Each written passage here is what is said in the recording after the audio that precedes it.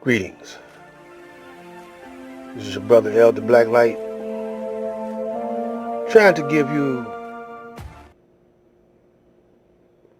information or knowledge that will enlighten you. Because all I want to do is help you to yourself. That's all. Now, around this time, our brother, may he rest in peace, Nipsy Hussle, maybe a year ago was knocked off. It's Easter in April. To me, this represents, this year especially, 2020, Easter represents the resurrection of the God within the black man. Sometimes when you ask the right questions, as we did in the last video, the universe will reveal itself or give you the right answer or lead you to sources or places where you need to get the right answer.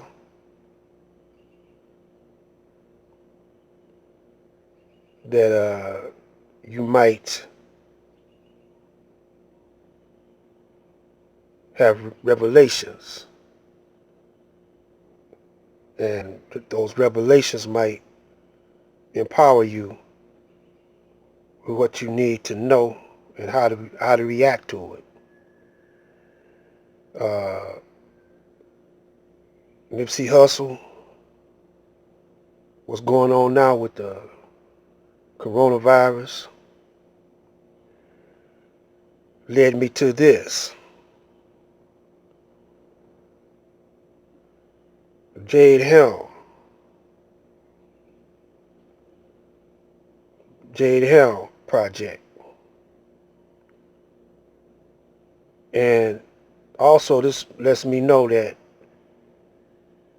those, even Obama, Clinton, Obama, all these modern day presidents, the ones after Kennedy,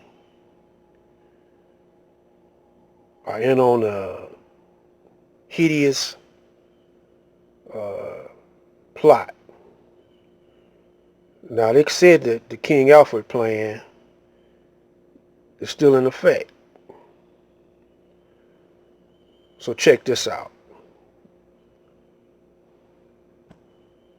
The founders created 3 branches of government to limit the abuse of power. But what happens when the chief executive can bypass all of that and make monumental decisions for the country completely on his own? It's called a national emergency. Legal scholars identify more than 100 powers the president has access to once he declares a national emergency.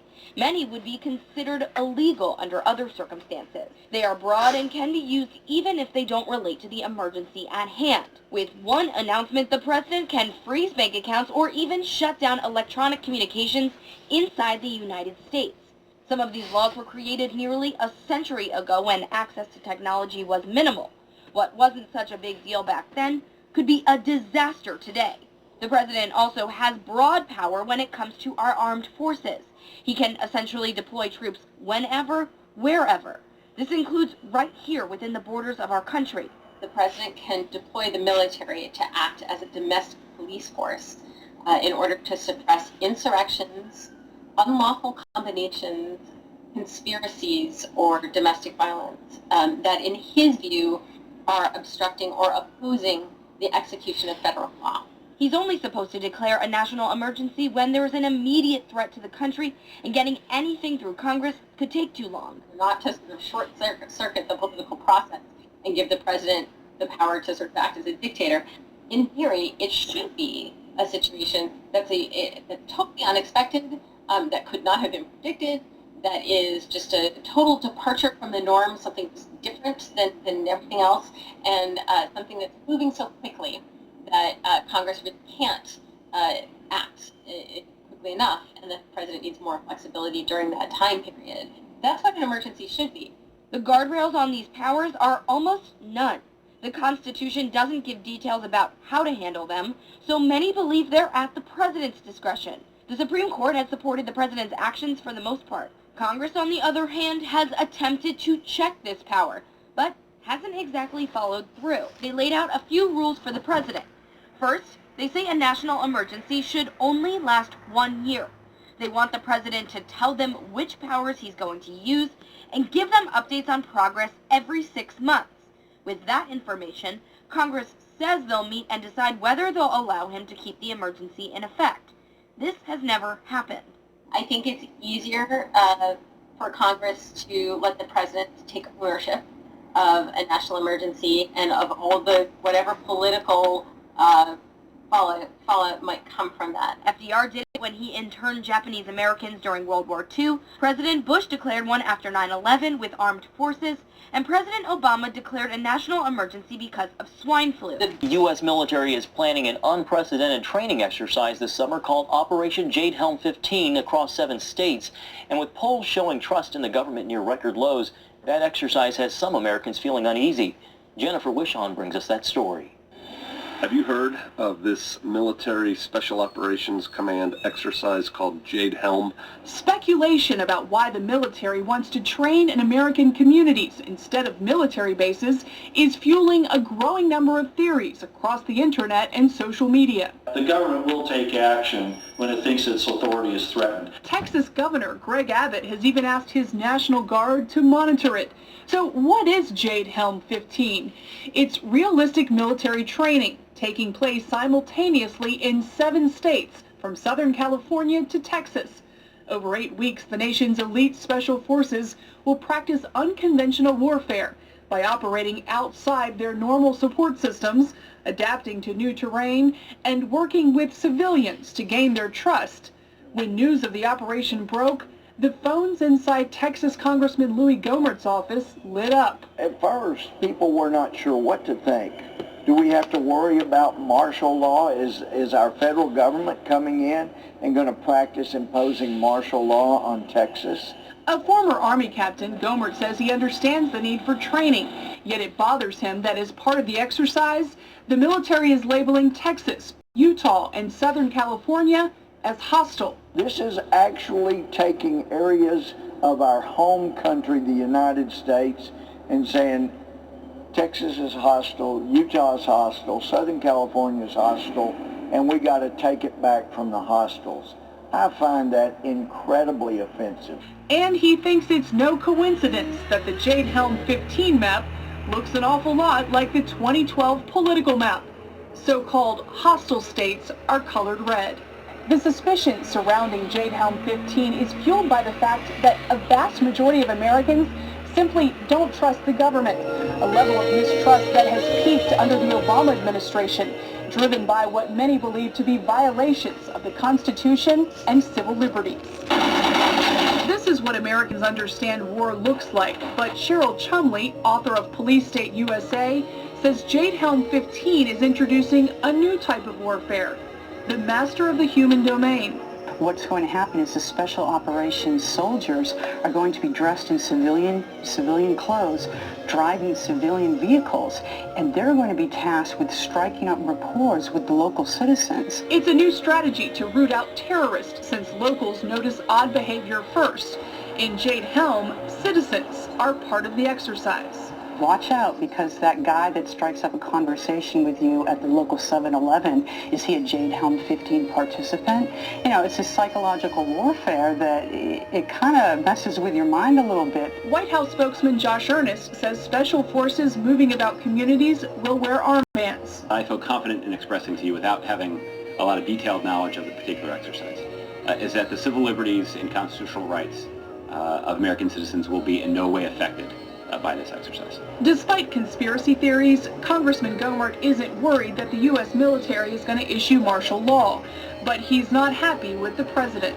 When my own commander-in-chief, through his subordinates, is just fine with, for games purposes, declaring an enemy of two or more of your states, I've got a real problem with that. That is one of the most insensitive, just outrageous things that a military commander could do. Chumley urges Americans to always stay vigilant when it comes to the government. What I love most about America is that our rights come from God, not government. And I think we need to hold fast to that principle, because once that's gone, then you just open the doors to more and more government encroachments. Jennifer Wishon, CBS.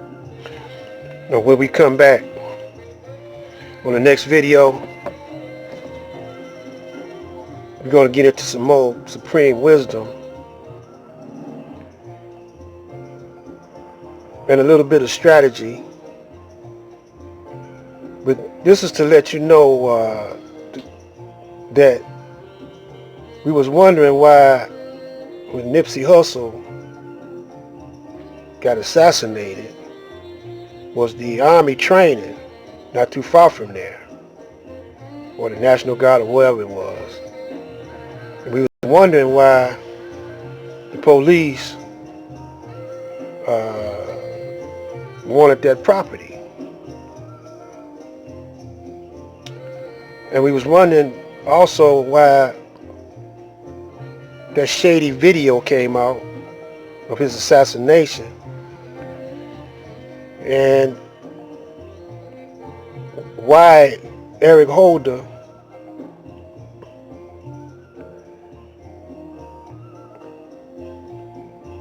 is being quiet. Why is the media quiet behind Eric Holder? And then Epstein got busted, and he went to jail, and killed himself and all. That's hush hush. And now we got this coronavirus, and then we got National Guard in New York, Chicago, and elsewhere.